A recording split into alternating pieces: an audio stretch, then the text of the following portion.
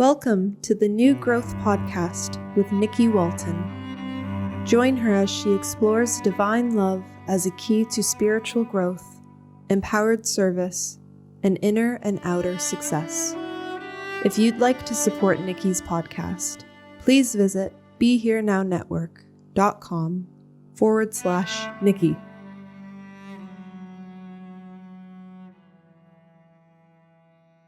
Hello, everyone, and welcome back to another episode of New Growth. I am your host, Nikki Walton, and we are continuing with the teacher series today. And I am very honored to have with me Miss Byron Katie, who is an international teacher, best-selling author of many, many books, including one that we'll be reading together this month in my Reading and Meditation Club that we affectionately refer to as #ReadWithLove. The book we're reading of hers is 1,000 Names for Joy. It's one of my favorites. I found it in 2014, I believe, actually right after I found Ramana Maharshi and the self-inquiry, the Atma-vichara that he was pointing to or trying to get me to see and I could not see. And so I guess maybe I was Googling one day about self-inquiry and like what that looks like and how it's supposed to look. And is it a mantra or, what is this? And I believe that's how I stumbled upon Miss Byron Katie's work. And those simple questions, which she's going to share with you herself, really helped me to grasp who am I, which was Ramana's famous question, Sri Ramana's famous question, like what that was pointing to, this piece that all of these thoughts and turbulence come and go inside of. Also, like ancient teachings like Adi Shankara and Yoga Vasishtha, which I only found recently, they talk about a form of self-inquiry. But for me, the way the work introduces it to you, it makes it very accessible. It's very practical and it works. The work works. So join me in welcoming Byron Katie to New Growth. Oh, thank you. Thank you. Thank you. Thank you. So good to be here. Thank you. I have so many questions, like personal, like selfish kind of questions from the women that I work with every day. But I want to just launch right into who are you historically? Like what started you on this path of enlightenment? What's your enlightenment story?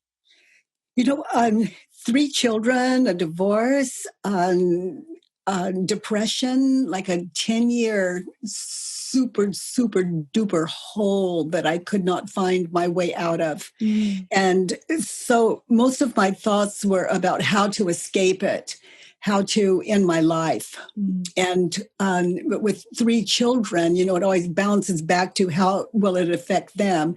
And at the same time, too painful for me to breathe. Yes. And thoughts like they would be better off without me. But one day, as I lay sleeping on the floor, Nikki, I was sleeping on the floor because I didn't believe I even deserved a bed. Wow. That is depression. Yes. And I don't want anyone to ever have to go any deeper into depression than they already are. So that's what I love about spending my time with you today. It's just, for both of us, it's worth sharing just for what it's worth so people know it's available. Yes. But as I lay sleeping on the floor, a cockroach actually crawled over my foot. I was in a dead sleep. Oh, my goodness. And as it crawled over my foot, I know. Why would anyone sane share that? They could change the name of the bug or something. Right. But that's how it was. And from this dead sleep, as that happened, I woke up from the night's sleep. I opened my eyes, and before the ego could fill the space in, I saw how my world was created.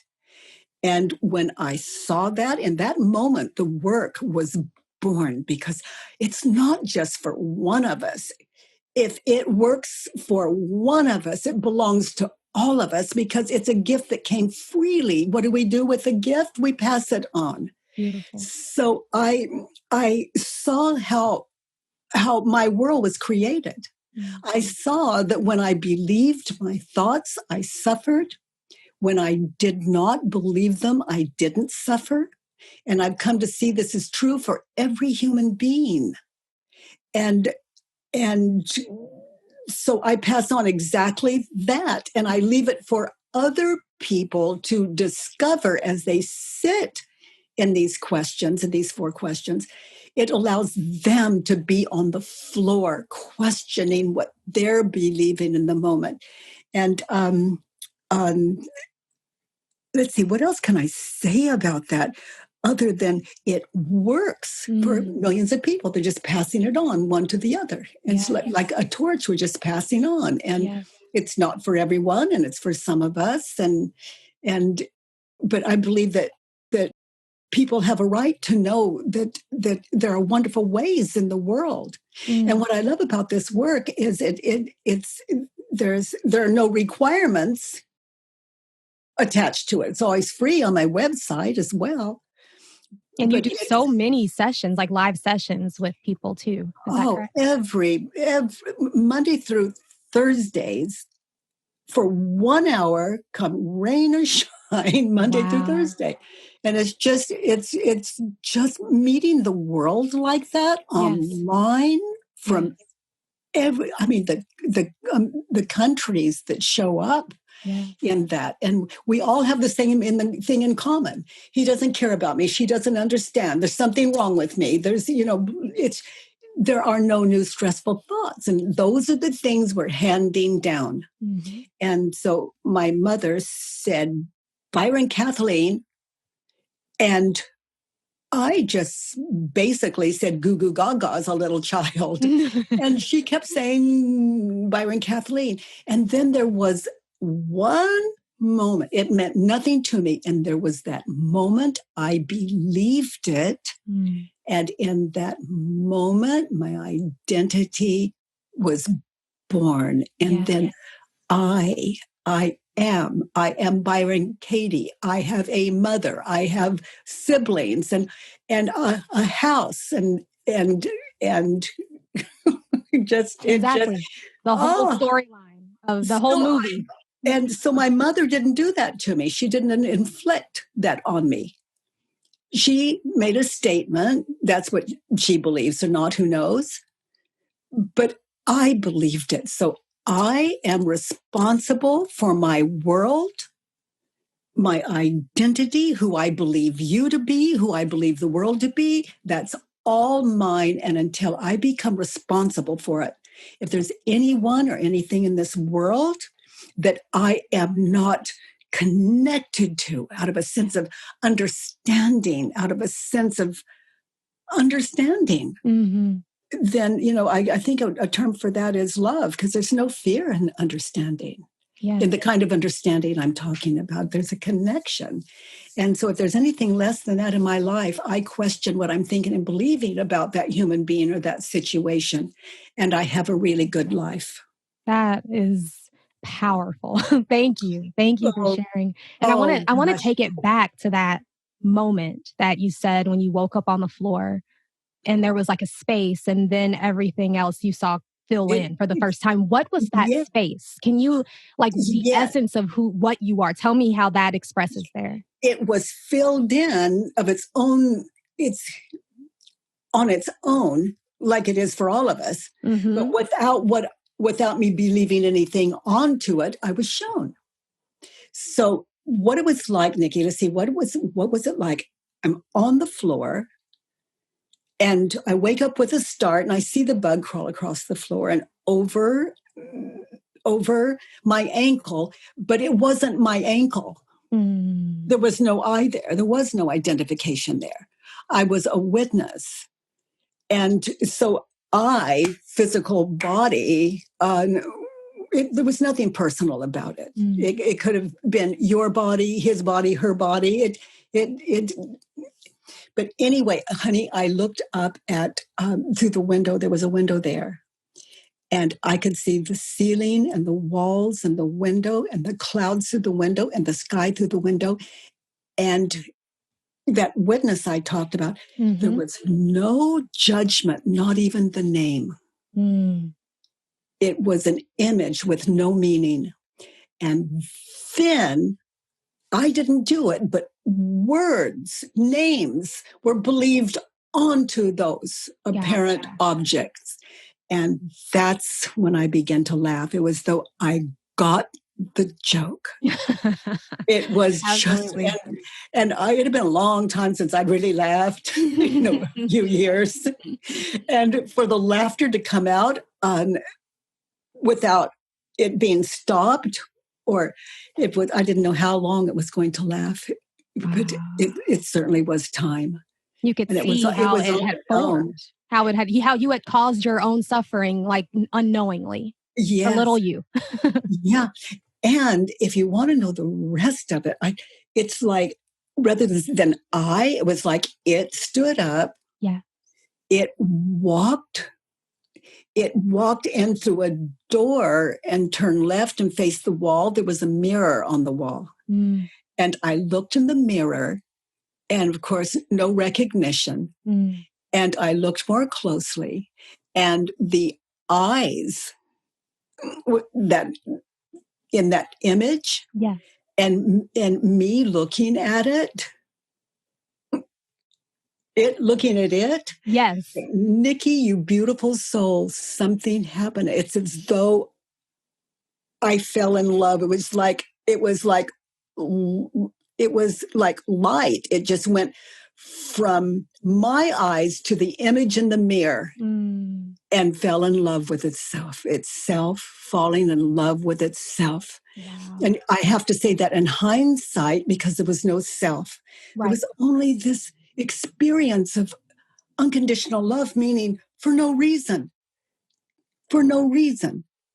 Love, no purpose, love. It's just, it's just itself. It loves itself, and things are coming and going inside of it, and those are love too.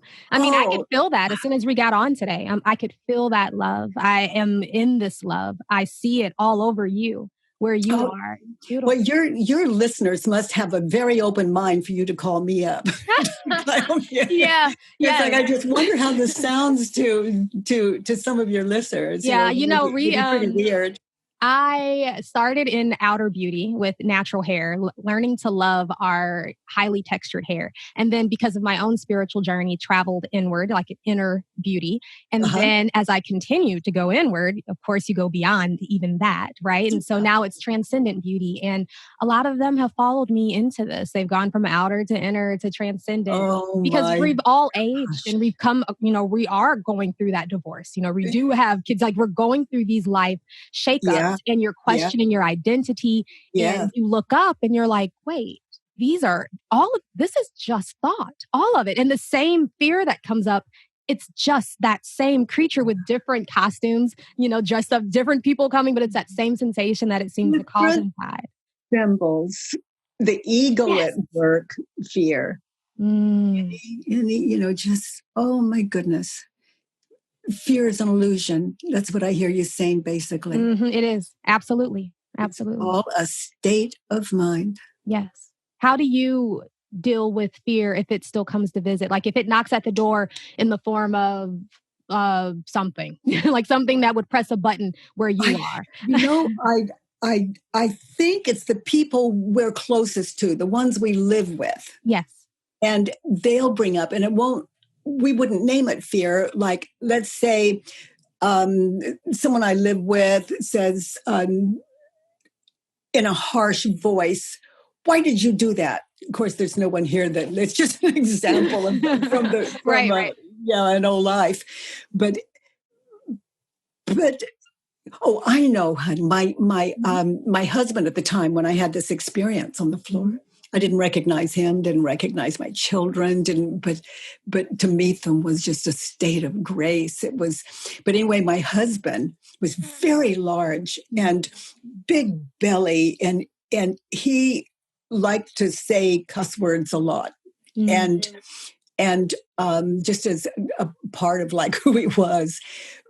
But me being agoraphobic all those years and almost impossible for me to even leave my bedroom. I'm so frightened, so full of fear. So now there is a woman after the experience on the floor that I'm not in bed. I'm not in my bedroom. I'm in the kitchen. I'm in the living room. And maybe I'm sitting in the living room. He's still so worried about me, and rightfully so after all those years. But I, for example, would stand up and just start walking out the door. And he would say, "Where the hell do you think you're going, Kate?" Just now that's fear. Yes. He Absolutely. was frightened. And what I heard was, what an amazing question. Where in the hell do I think I'm going? I could just hear the question, but that's the inquiring mind. Mm-hmm. And he might say, what is the matter with you? And I'd think, there's something the matter with me. Is it true? Just completely open to something being the matter. And it's like meditating, like anything anyone could say was up for inquiry. And those of your listeners that have the thought, like we all have at some time in our life, I did it wrong. If in this practice, as we sit in, is it true? One of the four questions, like there's something matter with me. Is it true? It begins, it ends in a question mark automatically. Rather, well, there's something the matter with me. Feels inside like there's something the matter with me. That question mark on the end, everything dissolves into that question mark as a result of sitting in the simple practice of inquiry. And it's so practical, like he doesn't care about me, turned around, I don't care about him. And then to meditate in that and to witness how any lack of kindness in me, in association with him or her or them or the world. And, Nikki, where it's so powerful is it's not just when I'm with you or my husband or people in the world. An example might be at night as we lay in bed with ourselves. When people come to our mind, our children, our family, our spouses, our the people on television, it does. When they come to mind, am I mean-minded? Now, other people can afford to be mean-minded, but that is the opposite of our heart, the opposite of our true nature. So guilt is the effect, and we don't even know it's guilt because we can justify what we're believing about someone. Exactly. So even when they come to our head, it's the next time we see them, we're going to put that story on them silently. So we never know who we run into. We never know who we're talking to. We never know because we're talking to who we believe them to be, right, as opposed to who they are. We don't listen. We're so busy believing. So we can witness who and what they are without our stories. Yes. Which is how you witnessed that room when you woke up that night. Never changes, never moves. That is amazing. Yeah. For me, when I started asking that question, like, is this thought true? Is it true? It would throw me out of the picture, like what you said, into that witness position. But what I noticed is that I had to be awake. I had to be woke enough to be able to even ask the question. So if you are doing the work, and we're going to go over those 4 questions in a moment, guys, but if you're doing the work, it's like you're also practicing staying where your feet are, because you can't do the work unless you're awake. You have to be aware enough to see these thoughts coming and going. You have to already be in that witness. Has to be an honest question. I can say it's true and not mean it. That's not woke. Exactly. But when I ask, is it true? Is it true? I want to be shown. Yes. And your mind gets quiet naturally, right? When you say, is it true? For me, there's a space of, is it? And like you said, everything dissolves in that question mark. Everything dissolves, and then it's quiet.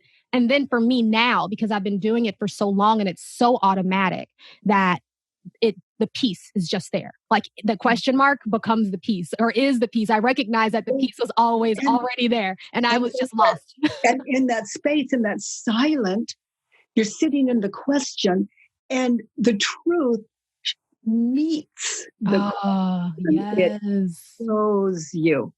But if I say, is it true and don't mean it, wisdom like that won't bother. It's not crazy. It's wisdom. It won't meet the question. Exactly. So I love that. The question will be ego produced. But the question, do you really want to know the truth? It takes courage. And like you and I have set in inquiry in the practice, and we know there's nothing to fear. In fact, it's the extreme opposite.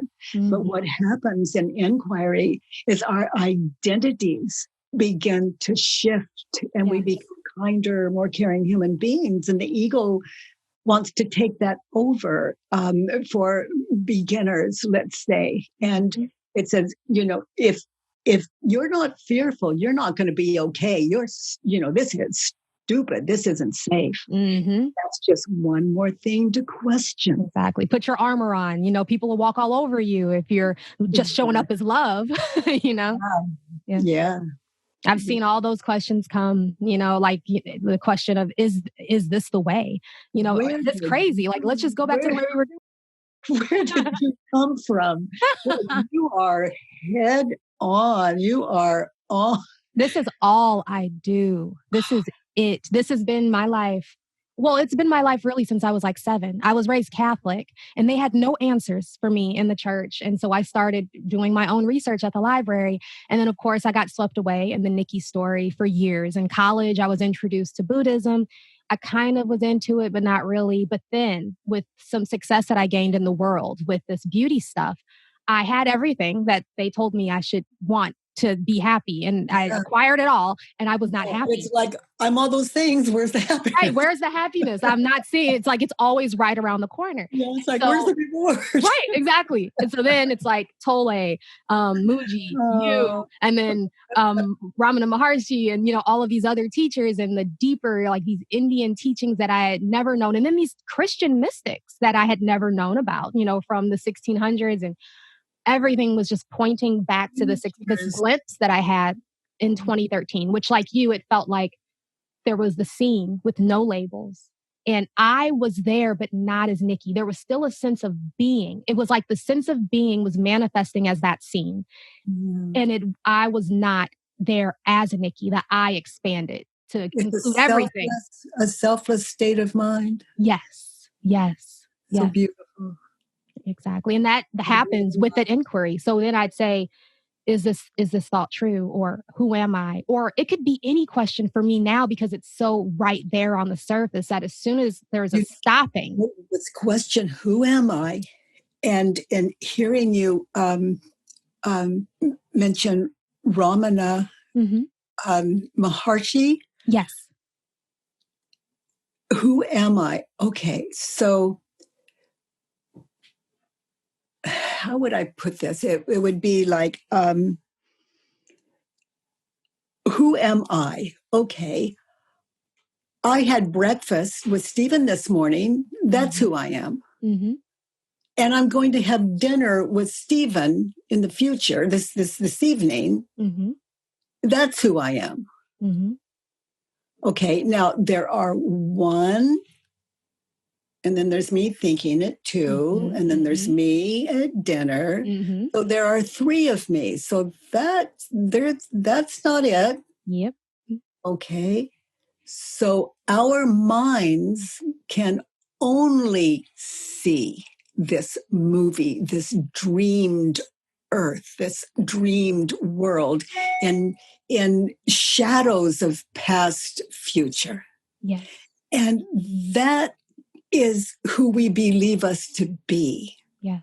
So this work that you and I are both so filled in is or deleted.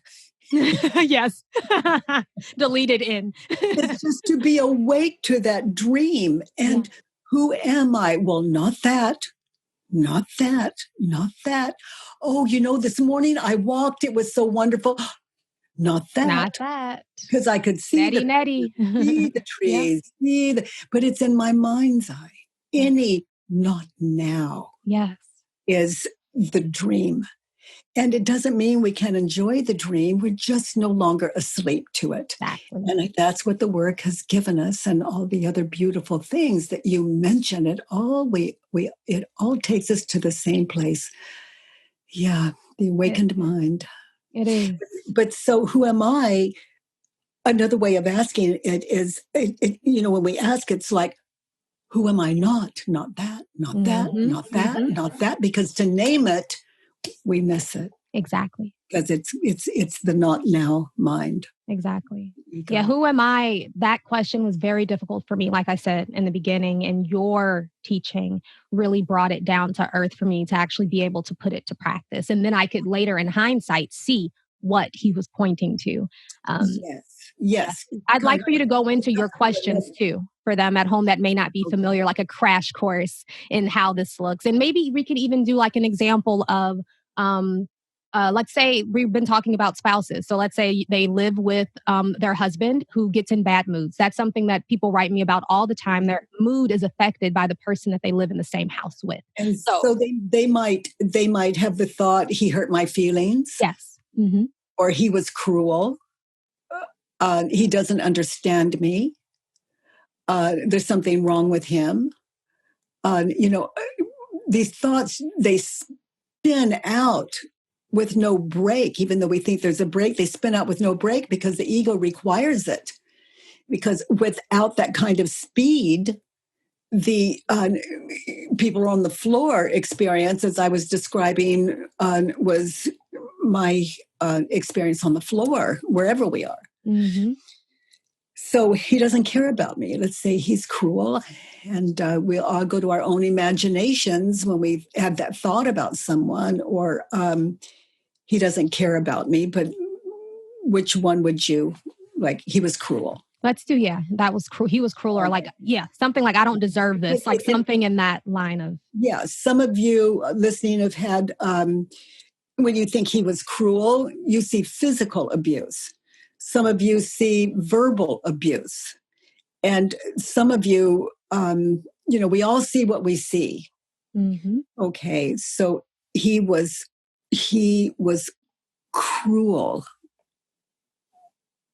to me. Okay, and everyone just put that on yourselves, your own situation, your own time and place. So I see me in the kitchen with my husband, Paul, that I spoke of earlier. He was cruel to me. So now I'm meditating there. All those years ago, I can see the two of us standing in the kitchen. And I hear the words out of his mouth, his accusations. He was cruel to me. Is it true? There are only 4 questions. The first one is it true? The second one is, can I really know that it's true? So this gives me 2 chances to get still and meditate in that moment and become aware of what he said, the expression on his face, to be aware of what I said and did, the expressions on my face and body language, attitude. So he was cruel to me. Is it true? Yes. And no trick question here. We're just looking for the truth. It's either yes or no. It's got to be one syllable. But yes or no, we're just looking for the truth. So only your answer, not right or wrong answers, only your own. So I'm really checking that time and place out with him. He said something cruel. He's being cruel to me. I'm checking it out again. Can I really know that it's true? He's being cruel to me. In his words. Okay, so I find my answer. All of you find yours. And I found a no that doesn't always happen. But we really get two chances and basically the same question. And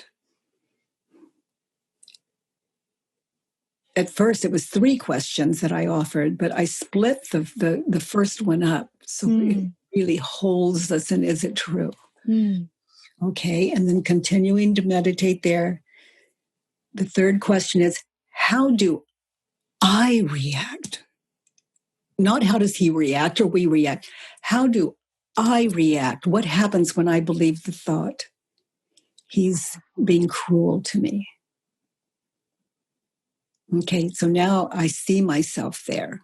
I'm looking at me. I can even see me through his eyes. It gives me a better view. Or maybe I'm standing across the room looking at me, as I answer the question, or maybe I can just be still as I was then, just be still and become aware of, how do I react when I believe the thought in that situation that he's being cruel to me? Now I see my face. It feels and looks contorted. I'm pointing my finger at him. I'm extremely loud. I'm out of control. I'm accusing him.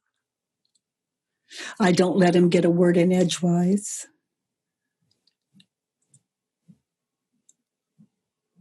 I plead.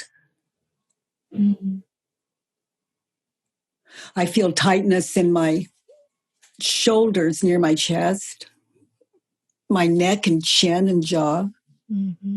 Really tense. I think at the top of my stomach, kind of the top of my stomach, my lower chest, I feel nausea. It's so tight. It feels like strings just being stretched. And now I'm following how far down, how much of my body as I follow that emotion is involved in that emotion. We're afraid of our feelings. So it takes some courage to sit in and track this, and then just allow those feelings to be, so that the next time it happens, I'm not so fearful. I'm not so alarmed. And I don't think we know we're fearful or alarmed, but it's horrifying as I sit in it, what I went through emotionally. How do I react? What happens when I believe the thought he's being cruel to me? I look at all the times in the past. I'm not looking at them. They're just in my mind's eye. The past images, that dream that Nikki and I pointed to earlier, where he's cruel. All the times of the past, maybe not all of them, but they're being shown to me. And then I see the images of the future, which it's never going to stop. He's never going to change. In fact, it's getting worse. Now it's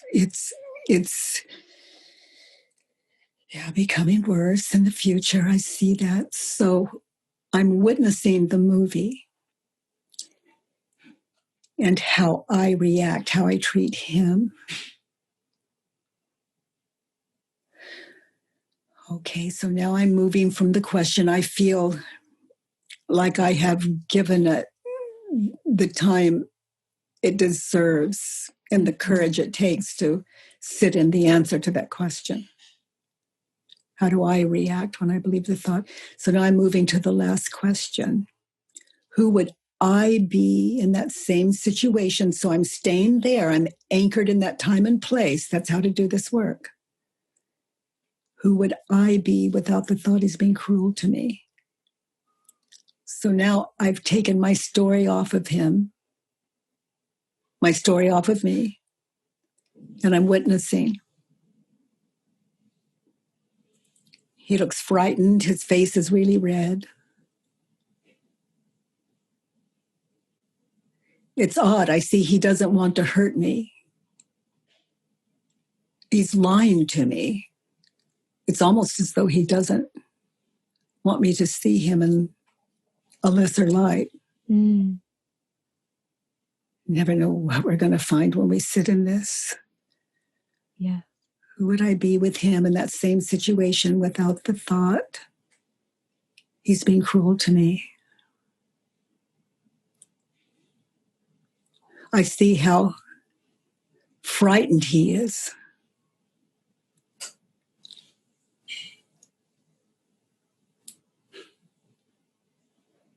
It's almost as though he's frightened of losing me or losing his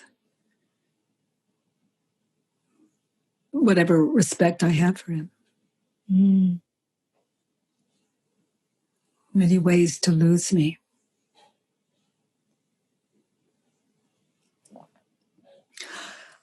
I can see now how he tried to quiet me.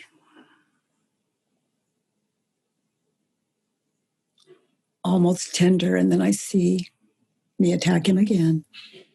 Mm. Would I be without the thought he? So I sit in this, and maybe the phone rings, and it's something I need to tend to, Mm-hmm. and I answer the phone, and maybe the rest of the day I'm witnessing who would I be without the thought he's being cruel to me. Mm-hmm. Maybe I'm witnessing these questions can live in us. Yes. If we really want to be free of self, all the cruelty in us and in my life, to live without cruelty. Mm. Only love.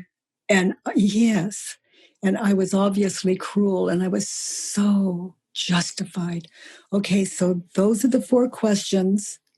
We meditate in them, and then I invite people to do what I did, which is I try opposites on. Mm. They're incredible, but they're like you're buying a new pair of shoes in the shoe store, and you want to try them, make sure they fit before you pay for them, walk out of the store in them. So he is being cruel to me, turned around. I'm being cruel to him. Now, maybe that's not true. It doesn't matter. I'm going to meditate in I was being cruel to him. I'm going to be there now, anchored in that same situation, in that time and place, that argument with Paul. And I've had a big dose in that 3rd question of how I treated him. Mm-hmm. And this is another opportunity to own that. And as I do that, I begin to experience that I was the cause of my suffering, and maybe not intellectually, but I begin to get in touch with that wordless experience. I was cruel to him. And I take time out for that.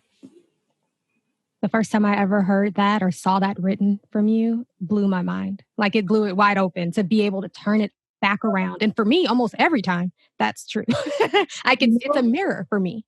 It is for me too. I am who I believe you to be in the moment I believe you to be that. Yes. The first time I shared that on Instagram, there were some people that were like, hell no, that's not at all what's happening. And I'm like, sit with it for a minute. What you're seeing over there in that person, you got it. And also it's like, if that's what it's all about, I want no part of that. Exactly. Right. That's why I say it does take courage. But ultimately, I'm the only help I've ever had because no one knows their way into me. Yeah. Not the most loving human in the world. I could be with the most loving human being in the world. And if I believed my thoughts onto them, I'm going to miss that I'm going to miss it. Every time. Yeah. So he's being cruel to me. He's being kind to me. Mm. And that can burn like someone burned you with a hot cigarette. All of these turn around. But I'm not, it doesn't mean it's true. He was kind to me. I'm just trying it on. Mm-hmm. Okay, so meditating in that situation in the kitchen, he was kind to me. And takes a very open mind just to be there now.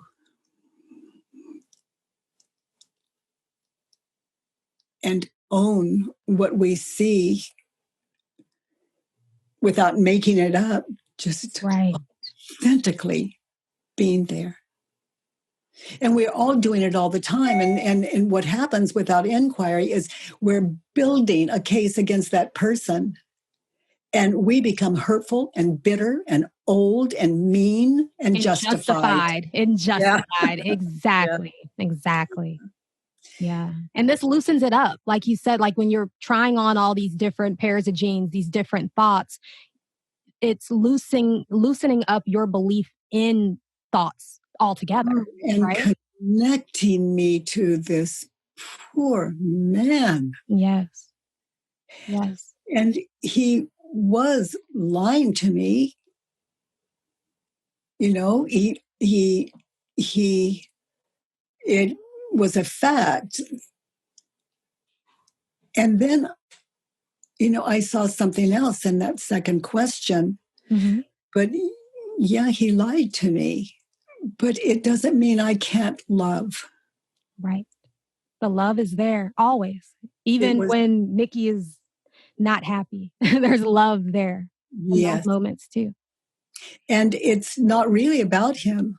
Yeah. This is all about me and what moves me from love. That's on me. Exactly. It doesn't matter whether they did the deed or not, or said what they said or did what they did. What I'm thinking and believing that could use a little work, that's causing me suffering. You know, I just have to take it to paper. Yeah. And then for your listeners, I have a Judge Your Neighbor worksheet, and there are 6 questions. It's free on thework.com. You just go there. It's on the home page and just click it. But it's there are 6 questions on it. Now, you mentioned that you practiced Buddhism for a while. There are 4 noble truths. The first one is, and you can catch me if I'm off on it, but the first one is there's suffering in the world. So we can all agree as we look back at our life, and some of us suffering now during our time together, Nikki. Mm-hmm. But there's suffering in the world. Yes, we agree. The second noble truth, there's a cause of this suffering.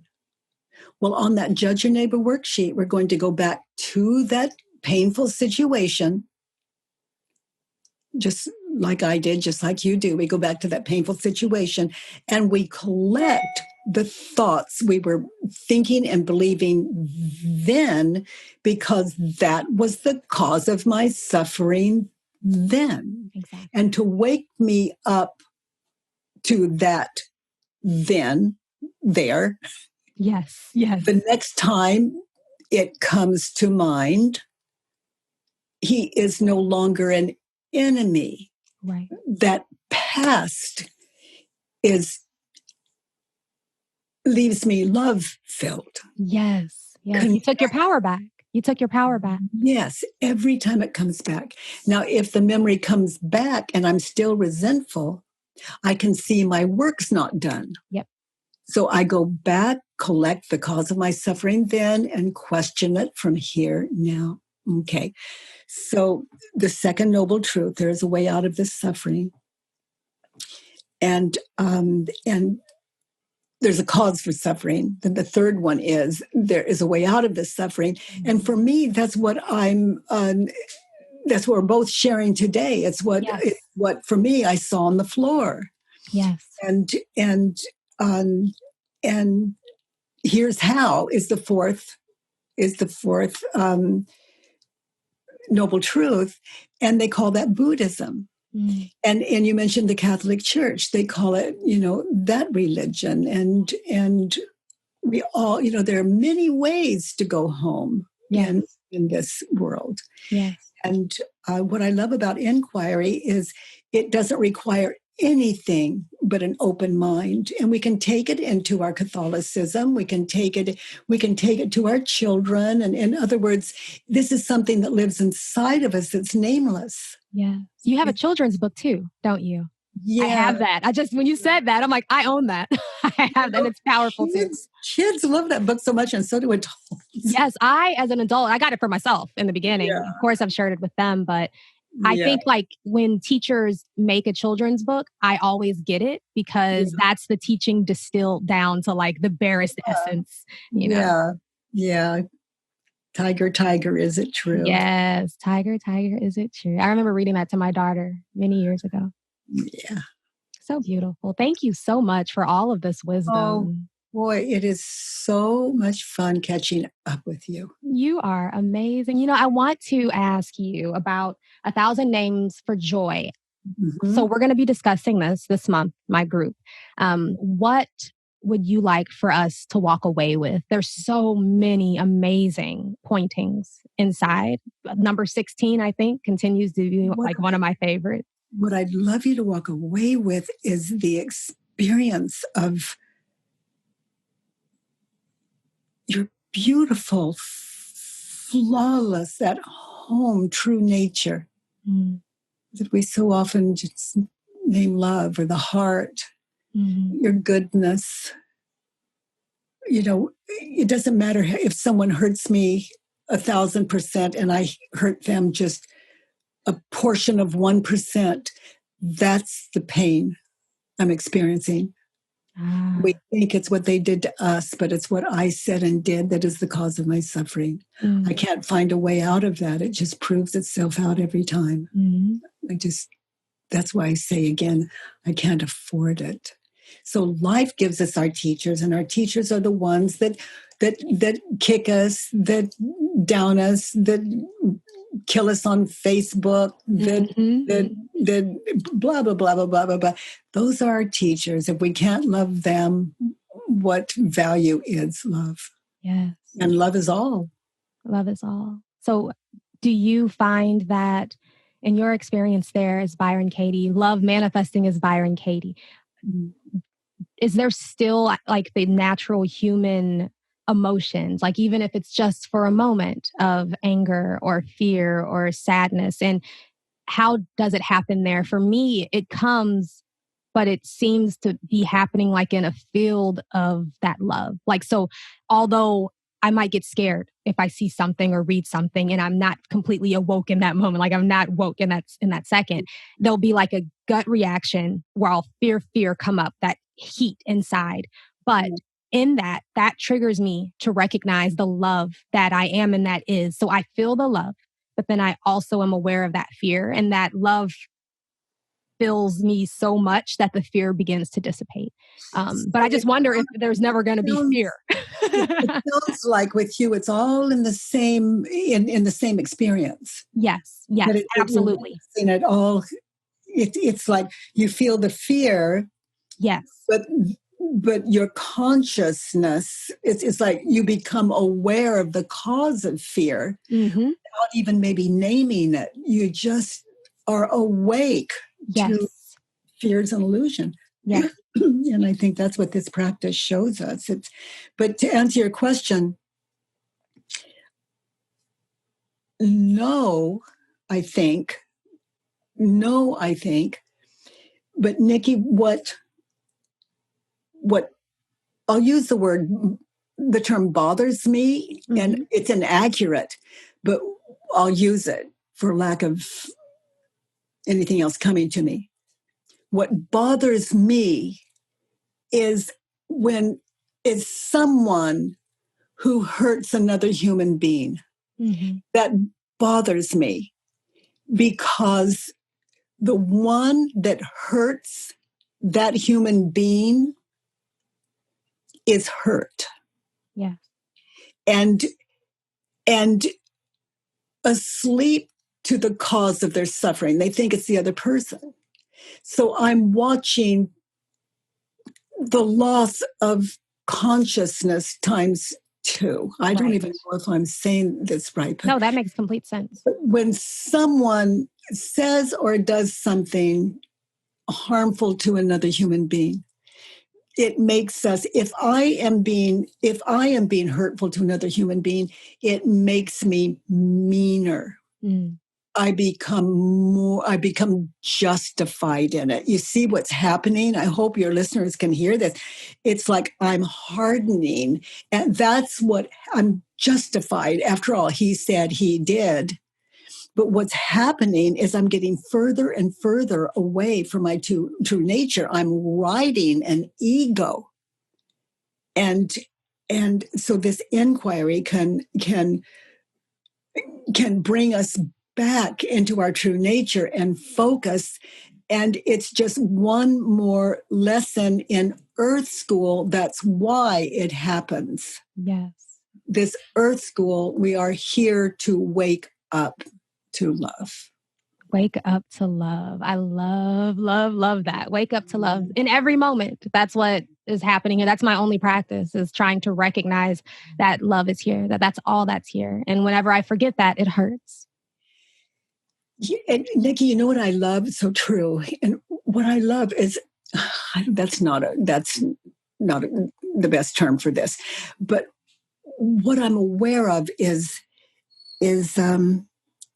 that when I see someone suffering, and this is beyond justification, it's a realization, the way you're so clear in yours.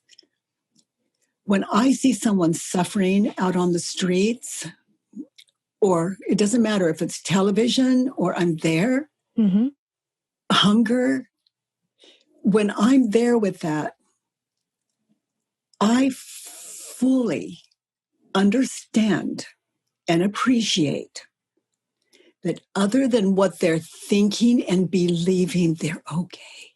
Yes. And I don't try to change them, because the most powerful thing we can do in those moments is just food. Yes, exactly. A kind word. Exactly. I mean, don't give me your spiritual, mumbo jumbo, right? Give me bread and water. Yeah. Yes, first things first. Right. Because I can't change their thinking, and I don't give people, let's say in that situation, food to change the thinking. Right. It's the right thing to do. Exactly. It comes from love. It's love in action.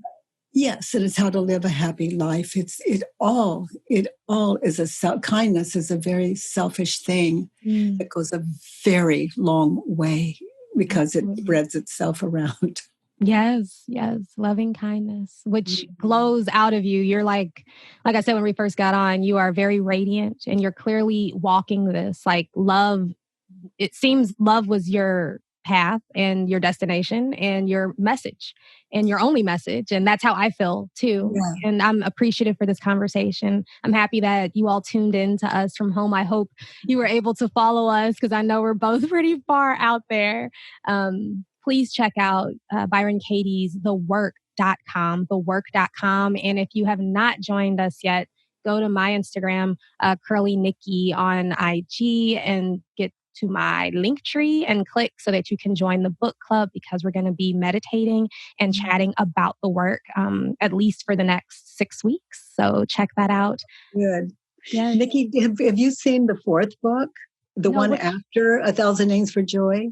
I don't believe so. What's the name of that one? Oh, it's oh my gosh, I don't even remember, but it is it's, you have one with love in the title. Is that correct? I Need Your Love, Is It True? And Loving What Is, Thousand Names for Joy. And then the fourth one, it's over the top. Something that you personally might want to read. I will download it as soon as we get off. Immediately. You don't need to give me an excuse to get another book. That's what I do. It's so beautiful. It could have saved us this interview. No. I'll definitely, and I'll share that too on the website so that people can download after they listen to us now. Yeah. Oh, it is just exquisite sharing time with you today, Nikki. Oh, thank you. It's been an absolute pleasure. I was so excited about this, and just to be in this presence and this love. Thank you for the work. Thank you for what you've contributed to this very vast, canon, spirituality. It goes deep, and there's so many different genres and little sectors, but your work, the work, having a background in psychology and then having my own spiritual experience, this is something that I can easily share with the people that I work with one-on-one, the people that I do clinical groups with. So thank you. Oh, thank you. Thank you. Love is a power. Yes. We know that. Yes. And thank you all so much for joining us at home. Please subscribe on iTunes to New Growth and leave a comment. I love you all, and we will be back very soon. Thank you again. Talk to you soon.